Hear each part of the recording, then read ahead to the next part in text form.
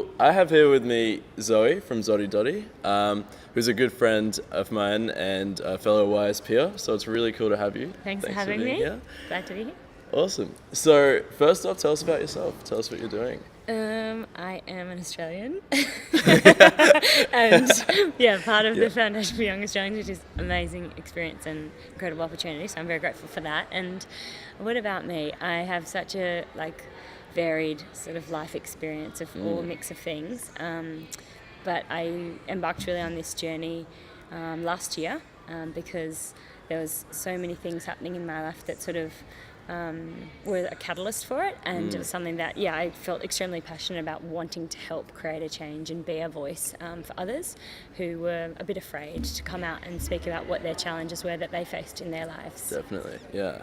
That's awesome. So tell us a bit about Zoie. So Zoie basically shares stories of adversity in the sense that my focus was to try to destigmatise mental health, but there is a large majority of people who don't want to identify with that topic, and they don't see it as something that they want to ever admit to having something that's seen as a bit of a dirty word, to be honest. People don't like to say, I went through X, Y, Z, because there's still the stigma with a label. There's still that. So rather than just talk about that topic of stigma and destigmatizing, it was looking at it in a completely different light. Sure. So how to phrase that is, have you ever had a bad day? Yes, pretty much everyone has. So have you ever then spoken to someone and that made you feel a little bit better? So essentially what we do is ask people what was their bad day, or if maybe a period of several bad days. Yeah.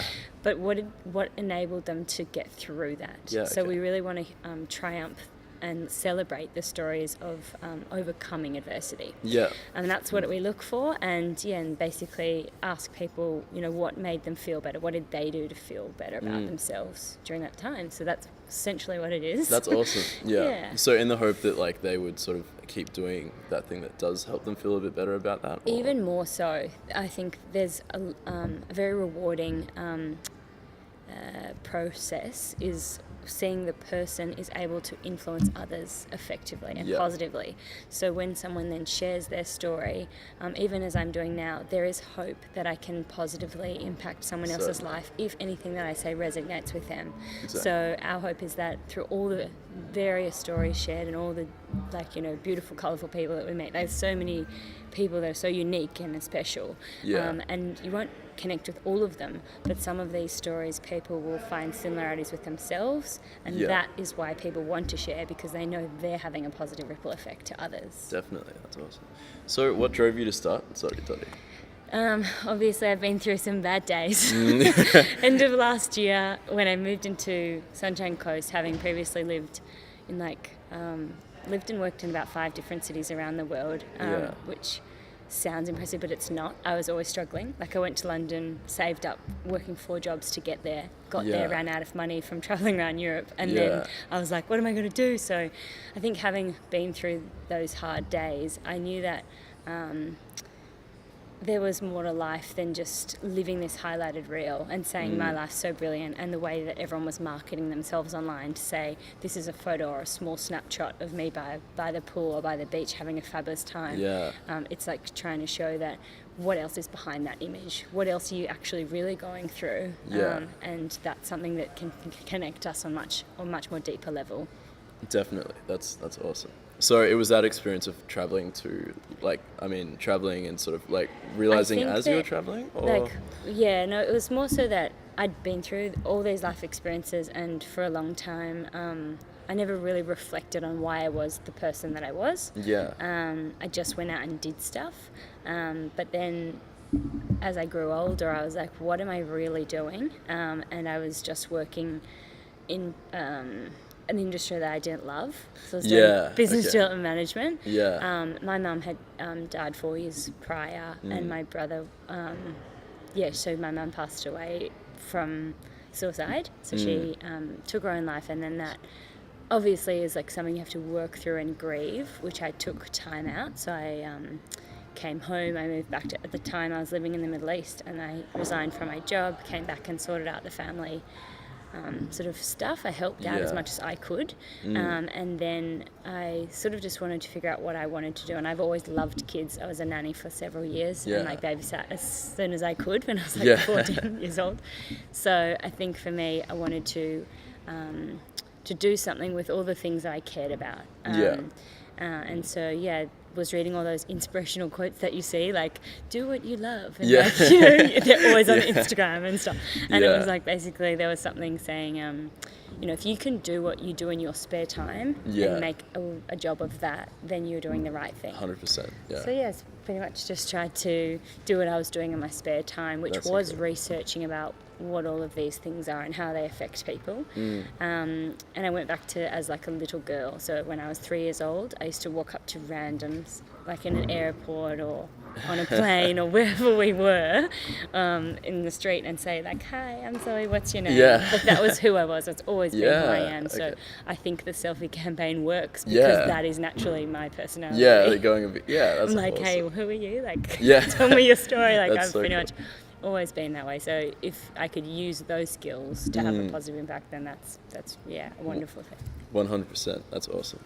So when you you said that you obviously hit a very rough point after that with your mother passing away. It's just like I think it was just like I was crying in the car. Like any song I heard, it would remind me of her. Like those periods where it was hard to sleep and like you'd be very sensitive to anything someone said or even sounds and smells. It would like be a trigger to remind you of her. And it took me like a long time. I'd say a couple of years to really be okay with what had happened and accept that mental illness is not the person. It's something that they struggle with 100%. And what their actions are is a reflection of how deep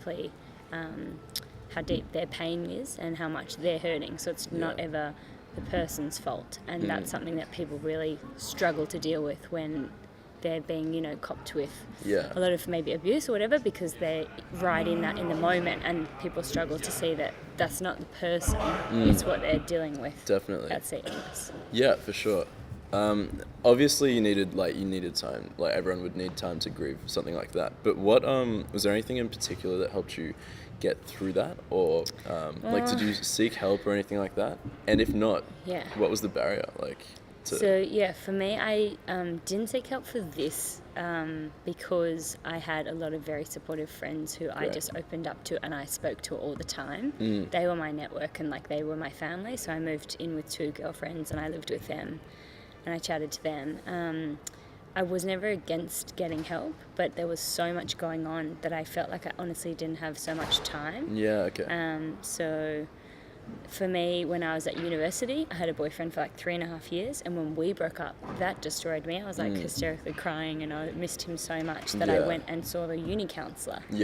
And she just basically taught me about eating right, making sure you're having healthy meals, make sure you're doing 30 minutes of exercise every day, make sure you're drinking enough water so you don't have headaches. She told me that, you've got to make sure that you have supportive network systems in place, and all those things that I learned when I was back at uni helped me when this happened with Mum, because it was like, at least if you recognise you're not feeling well, that's having insight. And if you don't have insight, that means that there's a problem. You need to be reflective and very self-aware in order to heal and become better.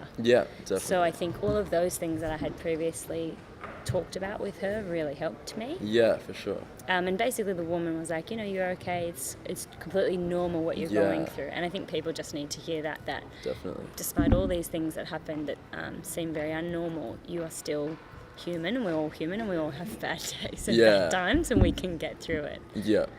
And so because of that, for some people who would feel very held back before they went to see someone for help, or even feel like they couldn't actually talk to their friends because they just they feel this is quite a weight on them, and they don't want to give that to other friends. I would say that if they feel that they don't want to be a burden on someone, go somewhere else. There are so many support network systems online that do a fabulous job. So I mean, you can go to all of there's so many good organisations. Yeah. Do you know what I mean? Like, they're popping up everywhere. There are the big name ones, and we can list them all. Like, Yeah, of course. Like, there's heaps. But if people feel uncomfortable in reaching out and calling like a support line, tell someone. It doesn't matter who it is, even if that person is on the other side of the world. Yeah. You can connect via Instagram or Facebook and private messaging someone, and that conversation can be private.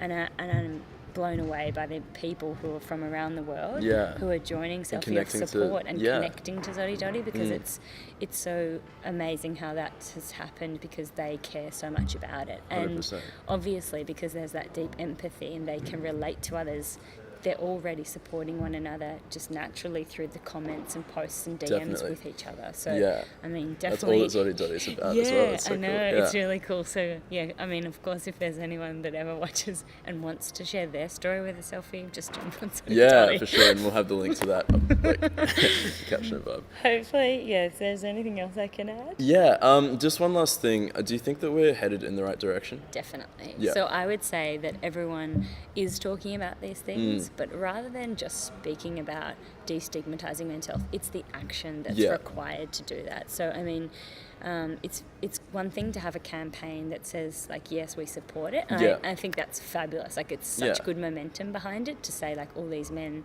are supporting. That was Andy's Man Club, which I love. I'm a big fan of, and I think that has to happen. Yeah, But is that enough though? we're really at the point where, okay, now we can do more. Okay. And by sharing the knowledge and wisdom of others who have been through it, that's really the most powerful and valuable thing, I believe, because similarly to many of the organisations here who are sharing stories, that is so powerful. To be able to just connect with people on a real human element in what's a very busy digital world. Definitely. That's incredible. Thank you so much, Zoie. Thanks. See ya.